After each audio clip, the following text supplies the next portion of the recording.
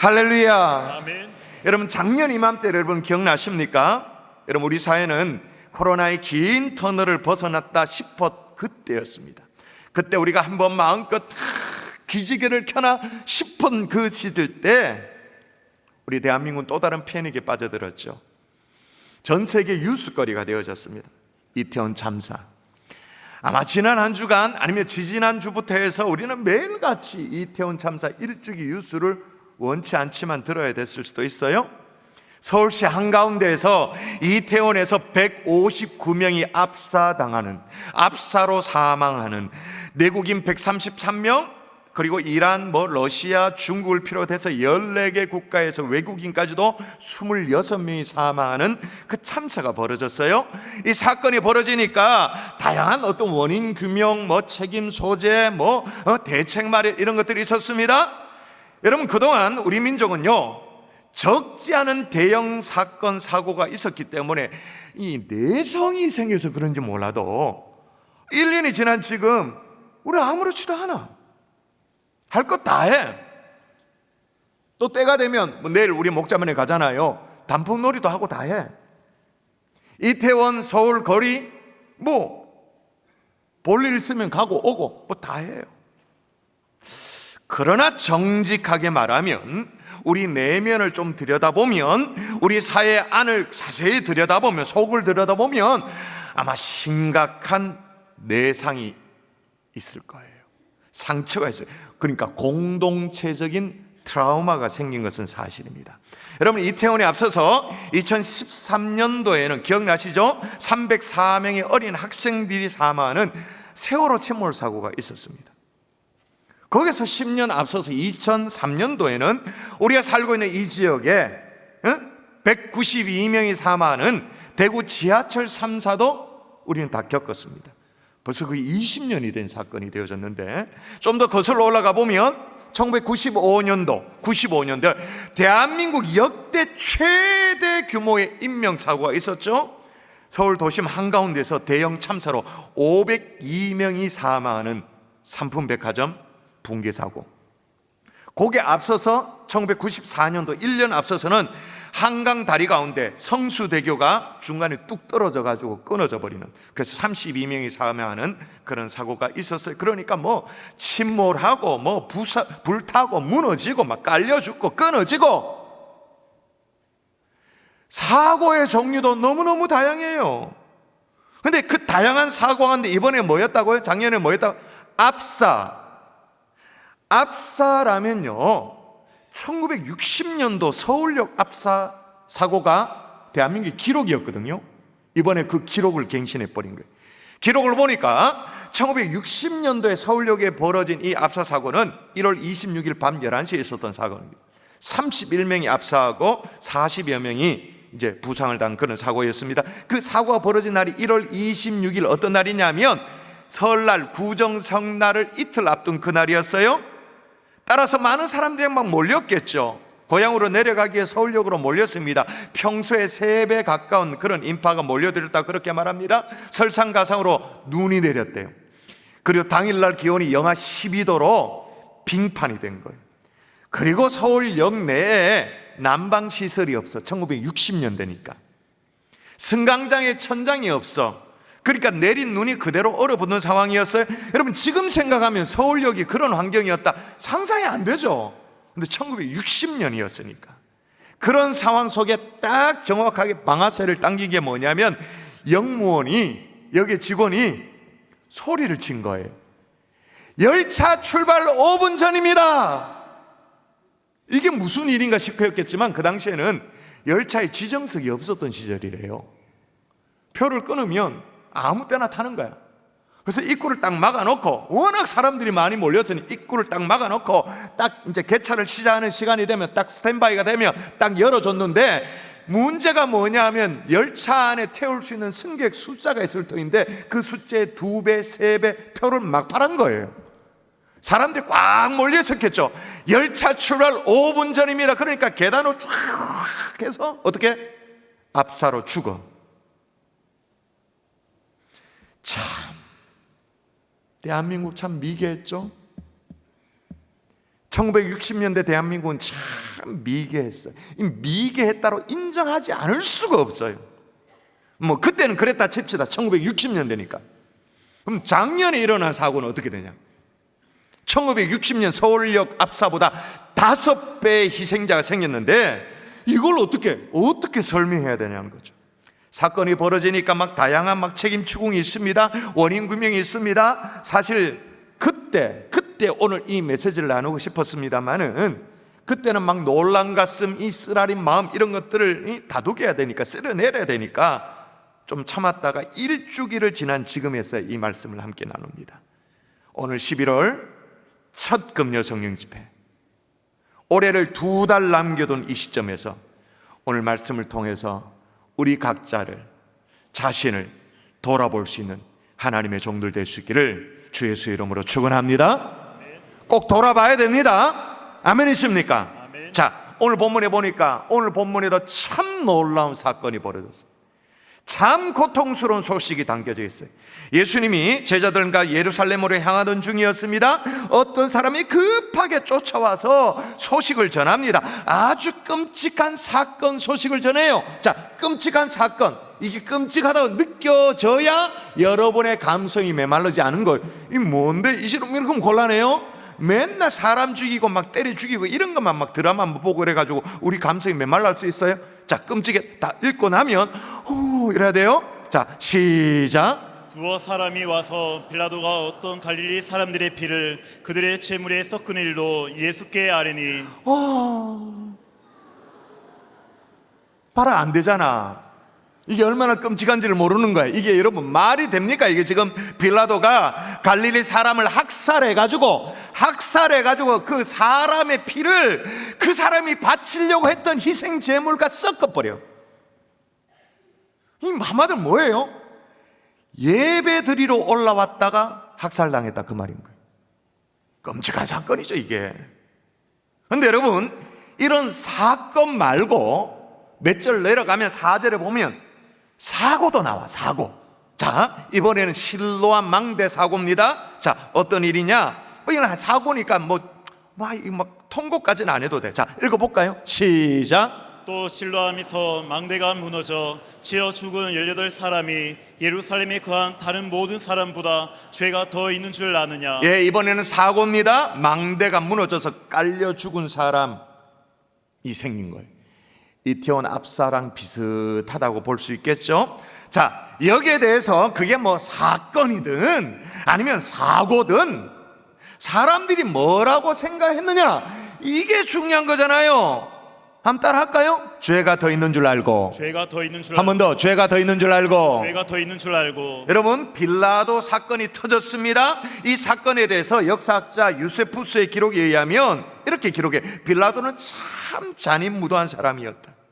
아주 편협하고 이 문화적 우월감, 이게 사로잡혔던 사람이다. 그러니 당시에 자신이 지배하던 이 유대인들의 신앙이라든지 유대인들의 문화라든지 백그라운드 이런 걸 인정할 턱이 없죠. 무시하죠. 한 번은 이 빌라도가 로마 군대의 깃발을 들고 말을 타고 이방 신들의 막 이 상징물이 가득한 이 로마 깃발 있잖아요. 그런 깃발을 들고 예루살렘 성에 말을 타고 들어가려고 시도를 했어요. 그게 됩니까? 거세게 저항에 부딪히죠. 그래서 예루살렘 성 입성을 못하고 로마 총독부가 설치되어 있는 이 가이사르로 돌아간 적이 있어요. 가이사르가 지금이 어떤 위치냐면, 참 여러분이 이스라엘 성지를 못 가보는 게 너무 안타까운데, 지금의 가자지구 전투가 벌어지는 그 해변 위쪽 북쪽으로 조금 올라가면 그게 가이사라예요. 거기에 로마 총독부가 있었어요. 아무리 로마 총독이어도 예루살렘 성에 입성할 때는 그 정도 예의는, 기본적인 예의는 지켜야 되는데 빌라도는 그게 아니었던 거예요. 그래 자기 의지가 꺾였다라는 거기에 열을 받고 총독부로 돌아가 버렸어요. 그러다가 오늘 본문의 사건이 터지게 되어진 거예요. 자, 산에서 도시로 물을 끌어오기 위해서 수도교를 설치를 하게 됩니다. 건설하게 되어져요. 수도교가 뭐냐? 자, 예를 들면 이런 겁니다. 한번 보여주십시오. 이건 스페인에 있는 세고비아라는 도시에 있는 수도교예요. 저게 제일 위에 꼭대기가 물이 흘러가는 교회예요. 수도교. 수십 킬로에 걸쳐서 수도교가 설치되어 있죠. 지금도 정말로 잘 아름답게 남겨져 있는 로마가 건축했던 수도교회, 이런 걸 건설하려고 한 거예요. 자, 아까 얘기했던 이 가이사라 로마 총독부가 설치되어 있는 곳이었는데 여기에도 수도교가 있어요. 자, 그때 올 1월 달에 찍은 영상 한번 보여드리도록 하겠습니다. 제가 있는 이곳은 가이사라입니다. 헤롯 대왕이 인공도시, 항구도시를 만든 가이사라인 곳입니다. 헤롯 왕궁이 있고 로마의 총독부가 나중에 세워져 있는 그곳이죠. 사도 바울이 2년간 옥고를 치르기도 하고 로마를 향하는 배를 탔던 곳, 이곳이 가이사라인 곳입니다. 제리로 있는 이 배경은 인공으로 만든 도시이기에 샘은 없으니까 물을 공급해야 되는 상황 속에 인공으로 만든 수로입니다. 8km에 걸치는 수로이고 낙차가 8km가 진행되는 동안 8m 정말 정교하게 만든 수로를 배경으로 있습니다. 저는 헤롯 대왕이 만든 수로예요. 가이사라는 인공적인 도시입니다. 바닷가에 지중해를 연안으로 두고 만들어진, 헤롯 대왕도 8km의 인공 수로를 만들었는데, 수도교를 만들었는데 빌라도도 만들고 싶은 거예요. 어마어마한 공사비가 들죠. 그 자금을 충당하기 위해서 하다 어디에 손을 댔냐? 성전 기금에, 헌금에 손을 댄 거예요. 여러분, 유대인들이 가장 그래도 소중하게 여기고 가장 거룩한 곳이라고 여기는 곳이 어딥니까? 성전이에요. 그런데 성전에 기금을 가져다가 썼다, 말도 아니지. 그것도 이방인인 빌라도가 도저히 용납할 수 없는 일들을 저지른 거예요. 그래서 수많은 사람들이 데모하고 항의 집회에 막 참여하고 그랬어요. 빌라도가 이걸 어떻게 처리했느냐? 여러분, 빌라도는 정말 무지막지한 사람이랐다 그랬잖아요. 그러니까 빌라도가 선택한 것은 뭐냐? 공포정치, 시범 케이스가 필요했던 거예요. 이것들 입 다물도록 한 시범 케이스. 그 어떻게 해요? 저 북쪽에 갈릴리에서 이 예루살렘까지 예배드리러 온 순례자, 예루살렘 사람들은 건드리기가 부담스럽거든요. 귀족들이 많으니까. 어떻게 해요? 저 북쪽에 촌놈들, 갈릴리 사람들, 여기 순례자 온 거예요. 어떻게 해요? 만만하니까 성전에서 학살을 해버려요. 죽여버려요. 시범 케이스로 엄청난 사건이 벌어진 거예요. 자, 이런 일이 벌어지니까 사람들이 이 일을 급하게 예수님께 와서 알려주는 대목이 나와요. 자, 그럼 물어보십시다. 사람들이 예수님께 이 사건을 왜 빨리 알려줬습니까? 1번, 예수님 또 갈릴리 출신이잖아요. 갈릴리 그 인근의 나사렛 출신이잖아요. 그러니까 지금 빌라도가 완전 야마가 돌아갔으니까 이거 완전 미친 게 완전, 그러니까 예수님도 지금 어떻게 해코지 당할지 모르니까 몸을 피하라고. 예수님도 알고 보면 갈릴리 북쪽 출신이니까 그 얘기입니까? 대비하라 그 얘기입니까? 2번, 아니면 이 빌라도의 행위가 정말 천부다 만부다 하는 거니까 강하게 비난 성명 내주시고 그렇게 해서 반로마 독립운동에 앞장서 달라고, 그렇게 지금 의지 표명을 해달라고 지금 이렇게 하게 한 거예요? 또 아니면 3번, 정말 그들의 무고한 죽음이 어떤 의미인지 도무지 이해가 안 되니까 우리 보고 좀 이해시켜 달라고, 신학적인 해석을 해달라고. 뭐죠? 자, 잘 모르겠어요. 자, 그러면 사람들이 이 사건을 어떻게 바라봤는지 예수님이 질문하는 걸 보면 알 수 있어요. 뭐라고 예수님이 오히려 사람들에게 질문했느냐? 자, 읽어볼까요? 너희는, 시작, 너희는 이 갈릴리 사람들이 이같이 해받음으로 다른 모든 갈릴리 사람보다 죄가 더 있는 줄 아느냐? 사람들이 이 잔혹한 참혹한 사건을 맡게 된 이유가 뭐라고 생각했다고요? 빌라도의 악행이 아니고 성전 기금에 손대가지고 이 화근에 떴다, 그게 아니고 뭔지는 모르지만 아이고 숨겨진 뭐가 있겠거니, 갈릴리 사람들 숨겨진 죄가 있을 거라고 생각한 거죠. 그러니까 물어본 거예요. 죄가 더 있는 줄 아느냐? 여러분, 우리 삶에도 원치 않는 사건 사고들이 있습니다. 그게 죄가 더 있어서인가요? 우리의 삶의 실존을 정말 꿰뚫어보는 해안이 있었던 셰익스피어, 영국의 극작가 아닙니까? 이 셰익스피어가 그의 비극 작품 가운데 맥베스에서 삶을 이렇게 노래해요. 아침마다 새로운 과부들이 아우성을 치고, 새로운 뭐가요? 과부들이 아우성을 치고, 새로운 고아들이 울부짖으며 새로운 슬픔이 하늘에 낯을 친다, 그렇게 말해요. 여러분, 아직 2개월이 남겨져 있습니다만은 2023년 올 한 해를 돌아보면 우리가 쉽게 그걸 잊어버려서 그렇지 끔찍한 사건들이 많았습니다. 뭐 예를 들어서 원래 부산 금정구에 있었던 23살 정유정, 이 사람에 의해서 일어난 살인사건 기억하시죠? 단발머리에 살해를 저지르고도 캐리어를 끌고 경쾌한 발걸음으로 걸어가는 영상 제가 예배 시간에 보여줬잖아요. 이럴 수가 있냐고, 사람이. 제가 보여줬잖아요. 그러면 여러분 생각해 보십시다. 알바 앱에서 만나가지고 그저 과외 받으려는 학생인 줄 알고, 자기 집에 찾아온 과외 받으려는 학생인 줄 알고 문을 열어줬는데, 그렇게 만났는데 10분 동안 벨 10번에 걸쳐서 찔려서 죽은 피해자는 죄가 더 있는 건가요? 우리가 1시간, 지금 예배 시작한 지 1시간 지났습니다. 예배를 드리고 있는데 그 사이에 여러분, 세계보건기구에 의하면, WHO에 의하면 전 세계에 1시간당 5명의 어린 아이들이 학대와 폭력에 의해서 죽는다고 해요. 그러니까 우리 9시에 예배 시작하고 지금 10시 2분이에요. 1시간 지났잖아요. 전 세계 어린 아이들 가운데 다른 이유 말고, 뭐 교통사고 이런 거 말고, 학대와 폭력에 시달리다가 목숨을 잃는 아이들이 5명. 그러니까 5명 죽은 거예요 지금. 우리가 하루 종일 뭘 한다 칩시다. 뭘 한다 손쳐요. 뭐 드라마를 보든 뭘 하든 하루 종일 뭘 하면 그 사이에 이 험한 일을 겪으면서 죽는 아이가 100명이 훌쩍 넘어가는 거예요 전 세계에. 시침을 한 바퀴 돌 때마다 수천 명의 교통사고와 암 환자 숨졌다는 소식이 있습니다. 사랑하는 누군가 세상을 갑자기 떠났다는 소식이 전해집니다. 수십만 명에게 그 소식이 다 전해집니다. 날마다 경산시 정도의 소도시만큼의 인구가 사랑하는 친지 가족들과 함께 이별 인사를 하는 세상에 우리가 살고 있습니다. 자, 사건뿐만이 아니에요. 사고에 대한 사람들의 해석도 볼까요? 이러해요.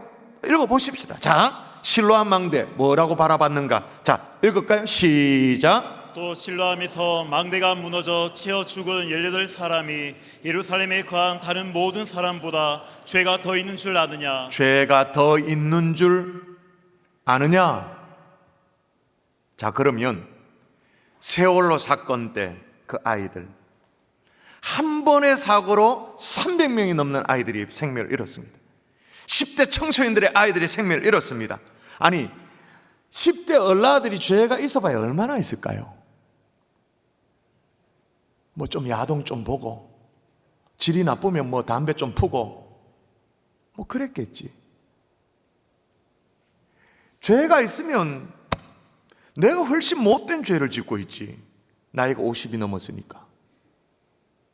이 자리에 있는 우리들이 더 악질적인 죄를 더 많이 짓지. 세월호 사건은 시간이 흘러서 잘 마음에 안 남는다면 작년에 이태원 참사를 생각해 보자고. 그때는 주로 다 젊은이였어요. 그것도 이렇게 생각하는 사람, 그 젊은이들 뭐 술 먹고 뭐 할로윈 파티, 그 귀신 파티 즐기려고 그렇게 된 거 아이가? 쉽게 얘기해요. 뭐 그렇게 생각할 수도 있습니다. 자, 그러면 몇 년 전에 통과한 윤창호법이라는 법이 있습니다. 음주운전으로 인명피해를 낸 운전자에게 그 처벌 수위를 더 높이자. 이게 일명 윤창호법이에요. 윤창호라는 사람은 부산 해운대구에 교통사고를 당한 사람입니다. 많지 않은 운전자가 몰던 차에 치여서 뇌사 상태에 빠졌어요. 22살에, 우리 갈릴리 청년들 같은 또래예요. 22살의 젊은이였어요. 그것도 교차로에서 횡단보도를 건너다가 군대 상병으로 휴가를 나왔다가 차에 치였어요. 만취자의 차에. 뇌사 상태로 46일 동안 버티다가 세상을 떠났어요. 근데 지금 또 사고를 낸 사람은 잘 살아있어요. 그럼 그때 죽은 윤창호 씨, 죄가 더 많은 건가요? 좀 더 얘기해 볼까요? 좀 이따 우리가 매번 금요일마다 금요 성령 집회 시간에 올라오는 이 중보 기도 제목을 가지고 기도합니다. 정말로 고약한 질병으로 고통을 당하는 분이 있습니다. 답답한 사정이 분들이 있습니다. 우리가 중보 기도를 하긴 합니다. 그런데 속으로 이 사람은 죄가 더 있고, 기도해주는 나는 죄가 덜하고, 그러면서 마음의 안도감을 느끼면서 그렇게 중보 기도를 하는 건가요? 아니죠. 아니에요. 그렇죠? 그런데도 우리는 은연중에, 진짜 은연중에 어떤 일을 겪고 있는 사람을 보면 저 뭐 있다, 죄가 더 있다 라는 생각을 왜 할까요? 아니, 조금만 정신을 차려보면 그런 거 아닌데, 그걸 다 아는데 왜 그렇게 우리는 쉽게 정죄할까요? 왜냐하면 고통을 바라보는 이 관점 때문에 그런 거예요. 자, 여러 가지 고통을 바라보는 관점들이 있어요. 첫 번째 일반적인 관점은 뭐냐? 윤리적 관점이라는 게 있습니다. 소위 바르게 살지 못하는 데에서 어떤 고통과 고난이 비롯되어진다라고 설명하는 그런 입장입니다. 그럼 반대로 윤리적으로 질서를 잘 따르고 바르게 온전하게 살면 어떻게 된다는 걸까요? 삶이 순탄하다라는 거죠. 이게 다 어떤 종교와 연결되어 있습니다. 자, 어떤 종교와 연결되어 있을까요? 윤리적 관점. 어떤 종교와 연결되어 있을까요? 유교와 연결되어 있죠. 고통을 인과응보식으로 바라보는, 그러니까 기계적 인과론으로 바라보는 것, 윤리적 관점이에요. 우리 민족은 거의 자동, 오토매티컬리 어떤 관점으로 바라볼까요? 당연히 윤리적 관점이에요. 기독교인이어도 윤리적 관점으로 바라봐요. 두 번째 어떤 관점이 있냐? 자기 초월적 관점이라는 게 있어요. 이 자기 초월적 관점이라는 것은 모든 고난을 어떻게 해석하냐면 욕망으로부터 시작된다는 거예요. 고난은, 고통은. 그래서 그 욕망, 그 근원을 없애야 고난이나 고통으로부터 벗어날 수 있다라고, 심지어 고통을 느끼는 것 그 자체가 어떤 의미에서 욕망이라 그렇게 얘기하는 거예요. 자, 이거 어떤 종교와 연결되어 있을까요? 대답해 보세요. 고통이 욕망으로부터 오는 것이다. 그게 뭔가 욕망을 느끼는 것 자체가 이게 죄다. 어떤 종교와 연결되어 있어요? 불교. 그래서 해탈을 얘기하는 거예요. 욕망 자체를 없애버린 해탈. 세 번째, 숙명론적 관점이 있습니다. 고난을 그냥 운명으로 받아들이는 해석이에요. 무슬림이 주로 취하는 관점이죠. 알라의 뜻이라고 하면 끝이에요. 인샬라 그러면 끝나요. 지금 막 팔레스타인 지역에 폭탄이 떨어지잖아요. 막 울고 있잖아요. 근데 그 주변에 누군가가 한마디 해줘요. 인샬라. 그럼 끝이에요. 알라의 뜻이니까. 그냥 받아들이는 거예요. 아마 너무 고통스러우니까, 삶이 너무 이해가 안 되니까 그 이해 안 되는 삶을, 이유를 설명하지 않으려고 이걸 그냥 운명으로 받아들이려고 한 것 같아요. 숙명론적 관점이라는 게 있어요. 자, 이렇게 여러 관점이 있습니다만은 이 땅의 모든 고통의 원인, 이유를 완벽하게 설명하는 그런 관점은 없어요. 안타깝게도 만능 열쇠 같은 건 없어요. 마스터 키와 같은 건 없어요. 그러나 여러분 대답해 보세요. 보통 사람들이 가장 취하기 쉬운 관점이 뭘까요? 윤리적 관점, 자기 초월적 관점, 숙명론적 관점. 어느 쪽일까요? 권성징악이 있고 인과응보가 있다라고 여겨지는 뭐일까요? 윤리적 관점. 그래서 누가 조금만 어려움을 당해도 사람들은 곧잘 색안경을 끼고 딱 전부 있다 이렇게 해석해요. 오늘도 보세요. 사람들이 예수님께 와가지고 순례자들이 학살당한 것을 왜 전해줬다고요? 빌라도의 그 폭정이 문제있다, 희생당했다, 그걸 전해주면서 속으로도 다시 볼까요? 뭐라고? 자, 다시 보세요. 너희는 시작. 너희는 이 갈릴리 사람들이 이같이 해받음으로 다른 모든 갈릴리 사람보다 죄가 더 있는 줄 아느냐? 그러니까 죽은 사람은 죄가 더 있는 사람, 다른 사람은 죄가 덜한 사람. 인과응보론적으로. 여러분, 이런 식의 이해는요, 오늘이 처음이 아니었거든요. 오늘 예수님께서 길을 가다가 어느 불쌍한 소경을 만났어요. 예수님은 정말 자비와 사랑의 어떤 눈으로 바라보았어. 그를 바라봤어요. 근데 주변의 눈초리는 너무너무 차가워, 매서웠어. 뭐라고 말합니까? 읽어볼까요? 또 읽어볼까요? 이게 처음이 아니에요. 자, 읽어볼까요? 시작. 제 아들이 물어 이르되 라비여 이 사람이 맹인으로 난 것이 누구의 죄로 인함이니까 자기니까 그의 부모니까. 아멘. 맹인으로 태어난 것이 누구의 죄입니까? 자기 죄입니까? 부모 죄입니까? 여러분, 이런 식의 태도가 우리 가운데 없나요? 진짜 없나요? 너무 쉽게 속단하고, 어떤 사람이 고통당한 것을 볼 때 겉으로는 안쓰러워하지만 내심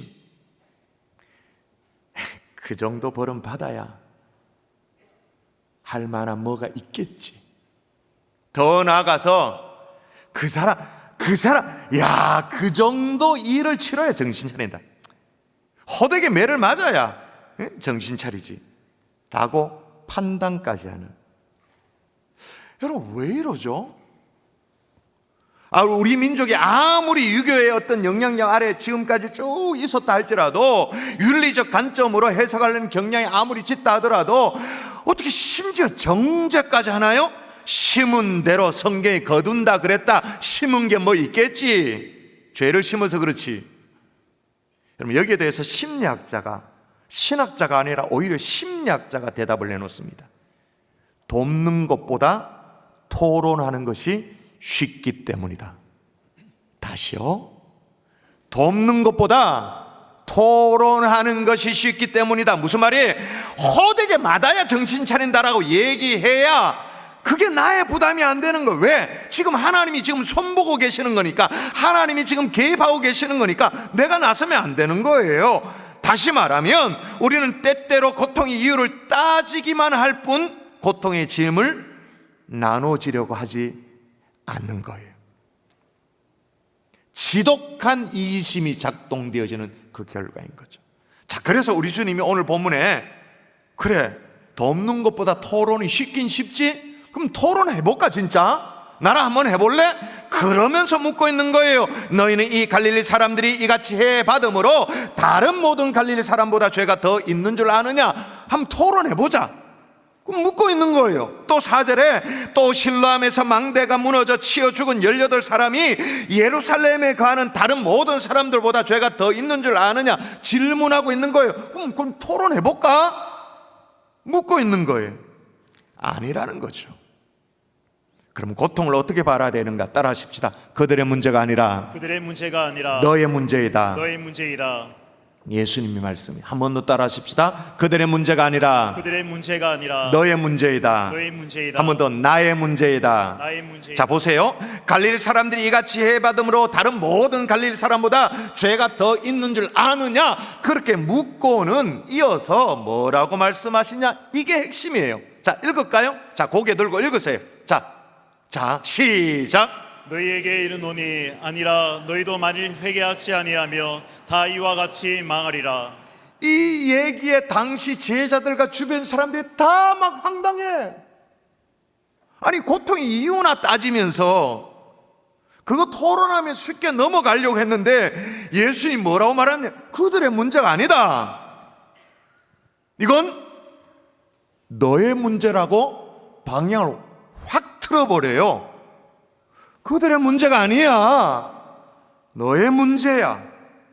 또 이어서 실로암 망대도 마찬가지입니다. 이 부실 시공을 했는지 하여튼 무너져서 18명이 죽게 되어졌어요.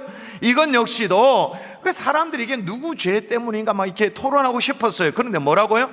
또다시 말씀하시는데 글자 하나, 토시 하나, 한 글자도 틀리지 않아요. 또다시 한 번 더 그대로 반복하여서 읽을까요? 시작. 너희에게 이르노니 아니라 너희도 만일 회개하지 아니하며 다 이와 같이 망하리라. 이게 뭐냐? 그들의 문제가 아니라는 거예요. 적당히 이유나 따지며 토론해야 될 그런 문제가 아니라 우리 각자를 돌아봐야 될 문제다. 어떤 문제? 너희도 만일 회개하지 아니하면. 여러분, 솔직히 우리 이런 사건 사고 앞에서 나는 천만다행으로 그 자리에 없었다고 그렇게 얘기합니다.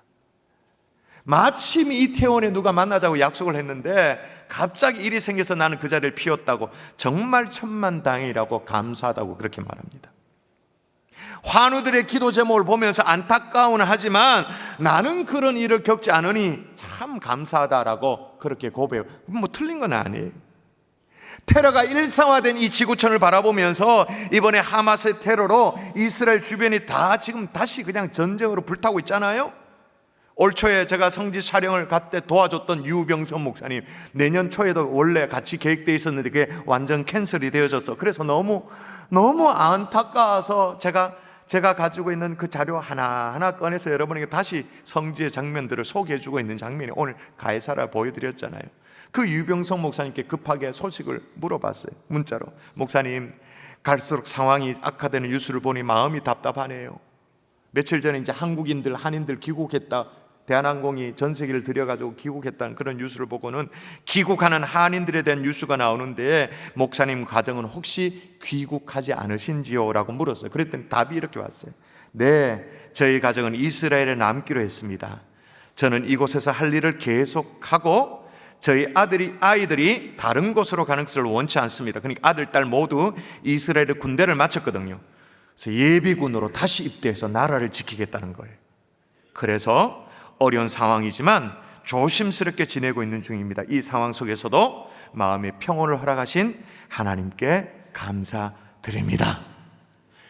테러가 일상화된 이 지구촌 바라보면서 나는 그런 나라에 태어나지 않았다, 나는 아프가니스탄 같은 데 태어나지 않았다, 그런 하나님 앞에 감사기도 할 수 있겠죠. 그러나 우리는 차마 그것을 입 밖으로 쉽게 낼 수 없는 사람들이에요. 감사는 할 수 있겠죠. 그런 기도도 할 수 있겠죠. 그러나 쉽게 입 밖으로 낼 수가 없어요. 왜냐? 첫 번째는 우린 지금 고난의 당사자가 아닐지 모르겠지만 언제 닥쳐질지 모르는 고난에 우리 모두는 후보자이기 때문에. 또 하나, 고통을 겪는 불행은 하나님이 원하셔서 그런 게 아니에요. 그들이 죄가 더 많기 때문도 아니에요.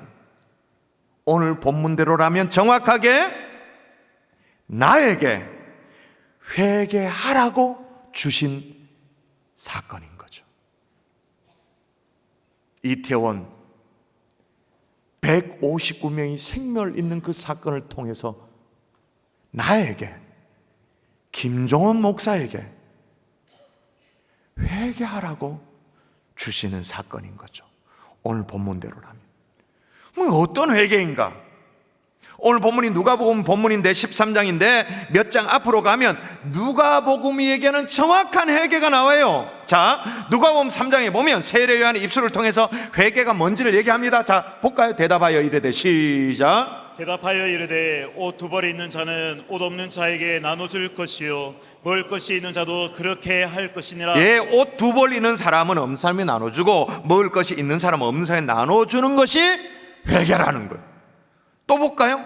또 회개의 종류가 이런 겁니다. 또 여러분 읽을까요? 시작. 이르되 부과된 것 외에는 거두지 말라 하고. 예, 세리들에게 하는 얘기예요. 세리들은 법으로 정해진 세금 외에 더 걷지 않는 것, 탐욕을 부리지 않는 것, 그게 회개라는 거예요. 또 군인들에게도 얘기합니다. 군인들도 물어 이르되 우리가 무엇을 하리까 하며 이르되 사람에게 강탈하지 말며 거짓으로 고발하지 말고 받은 급료를 족한 줄로 알라 하니라. 사람들을 착취하거나 우격다짐으로 자기 뜻을 관철하거나 그렇게 하는 것이 아니라 정해진 급료를 족한 줄로 아는 것, 그게 회개. 너희도 회개하지 않으면 이런 일이 벌어진다. 고난의 당사자 될 수 있다. 그 회개가 뭐냐? 다시 말하면 정직하게, 신실하게 제대로 살지 못하면 이런 일이 또 있을 수 있다. 현대인 버전으로 보면 헬린 유엔은 회개를 이렇게 설명합니다. 회개는 아파하는 마음을 갖는 것이다. 그러면서 이렇게 말해요. 그것은 고난의 쟁기로 잘 갈아진 마음이고 하나님 나라의 씨앗을 받아들일 수 있는 마음이고 밭에 묻힌 보배를 볼 줄 아는 마음이요 또 부드러운 사랑의 음성을 들을 수 있는 마음이다 라고 말해요. 여러분, 이 마음이 없어서 이 회개의 마음이 없어서 세상은 황무지가 되어가고 있어요. 이 마음이 없어서 교회 안에 서로를 바라보면서 더 많은 죄, 덜 지은 죄, 서로 지은 죄의 무게를 달고 있는 그런 모습이 되어가고 있어요. 은혜는 사라지고 책임 공반만 있는 이 마음이 없어서. 저는 SNS를 좀 하는 목회자잖아요. SNS를 하다 보면 이제 곧 있으면 수능 시험도 있고 이제 수시 합격자 발표가 있잖아요. 이럴 때 말이에요, 자녀들의 대학 합격 통지서를 찍어서 SNS에 올리는 부모가 있어요. 그러면서 하나님 앞에 감사합니다, 할렐루야 그래요. 그러나 우리는 그렇게 할 수 없어요. 왜? 합격하지 못한 자녀들이 있으니까. 그런 사람들이 있으니까 감사하죠. 제가 수년 전에 정말 오지랖을 SNS 상황에서 제가 발휘한 적이 있었어요. 제 페북 친구에게 조언을 구한 적이 있었어요. 그분이 섬기는 교회에서 아마 중직선거가 있었던 것 같아요. 그 중직선거 결과로 그분이 권사님으로 이렇게 피택이 되신 것 같아요.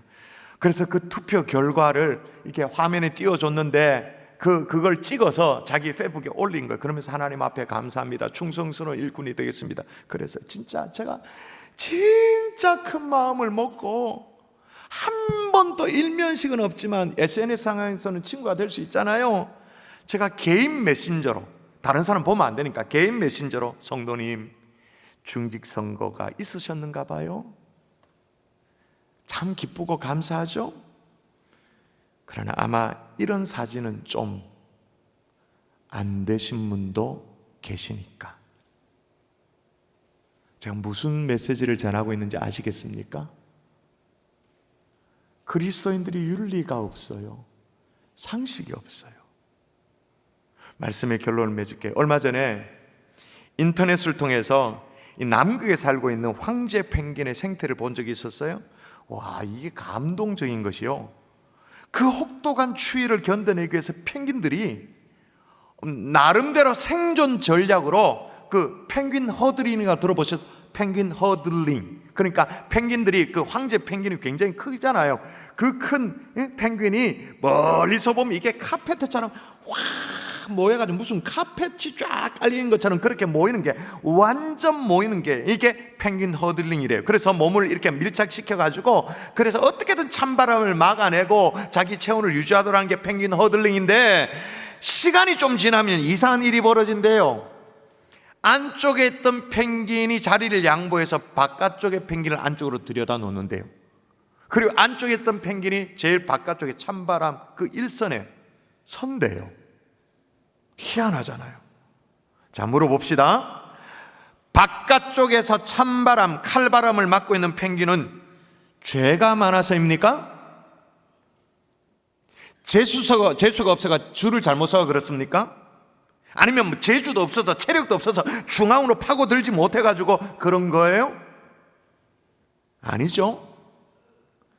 다른 이들을 위해서 대신 칼바람을 맞아주고 있는 거예요.